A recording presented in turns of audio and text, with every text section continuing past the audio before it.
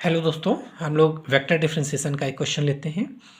If all second order derivatives of phi and V vector are continuous then show that this curl grad phi equal to zero show करना है और divergence curl V vector equal to zero. ये दोनों part proof करने के लिए आए थे ये AKTU में RS 103 2017 में और 2010 में।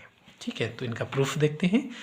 तो यहाँ पर फाई स्केलर पॉइंट फंक्शन है जो कि XYZ का फंक्शन है। तो ग्रेड फाई पहले क्या निकालना है, ये ग्रेड फाई।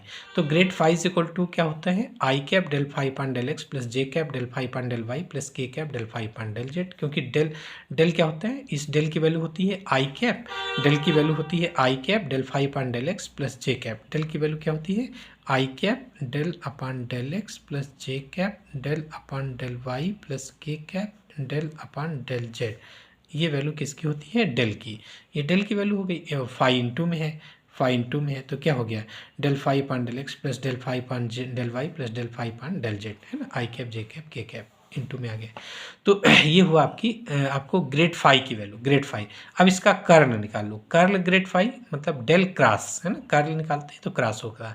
तो डेल क्रॉस ग्रेड फाई, तो डेल की वैल्यू अभी आपने लिखा, ये वैल्यू डेल की होती है, क्रॉस लगा दिया और ग्रेड फाई की वैल्यू ये आपने देखा ही, ग्रेड फाई की वैल्यू ये होती है I cap del phi upon del x plus J cap del phi upon del Y plus K cap del phi upon del z. Cross product कैसे निकलता है, डिटरमिनेंट से, I cap J cap K cap, फिर next row में इसके coefficient तो del upon del x del upon del Y del upon del Z हो गया।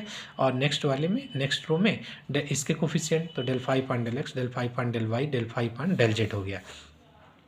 डिटरमिनेंट ओपन कर लो, आई कैप इंटू ये cancel del two phi upon del Y del Z minus del two phi upon del Z del Z minus J cap into ये cancel इसका कर लीजिए तो del two phi upon del x del Z minus del two phi upon del Z del x plus K cap into ये cancel del two phi upon del x del Y minus del two phi upon del Y del x del y upon del Y del x.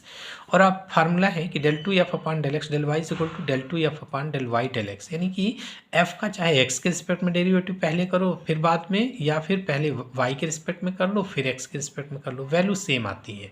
ठीक है, तो इसका मतलब ये दोनों same value हैं, तो फिर क्या होगा, कैंसिल हो जाएगी। ये दोनों सेम वैल्यू हैं तो कैंसिल होकर जीरो हो गया, ये भी दोनों सेम वैल्यू जीरो हो गया, ये भी सेम वैल्यू जीरो, तो कितना हो गया, जीरो हो गया। तो कर्ल ग्रेड फाई की वैल्यू जीरो हो गई। तो एक पार्ट तो ये प्रूफ हो गया।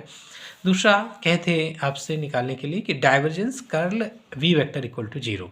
तो हम लोग वी वेक्टर को कुछ मान लेते हैं, let V vector equal to V1 I cap plus V2 J cap plus V3 K cap, जहाँ पे V1 V2 V3 किसके XYZ के फंक्शन है।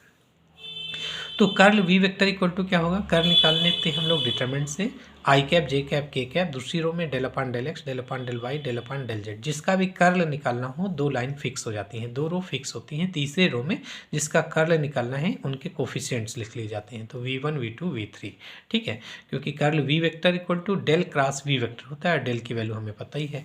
ठीक है, तो अब इसका डिटरमिनेंट ओपन कर लो, तो आई कैप इंटू ये cancel del V3 upon del Y del V3 upon del Y minus del V2 upon del z. ठीक है, माइनस जे कैप इंटू ये cancel del V3 upon del x minus del V1 upon del z. ठीक है, plus K cap into ये cancel del V2 upon del x minus del V1 upon del V1 upon del Y.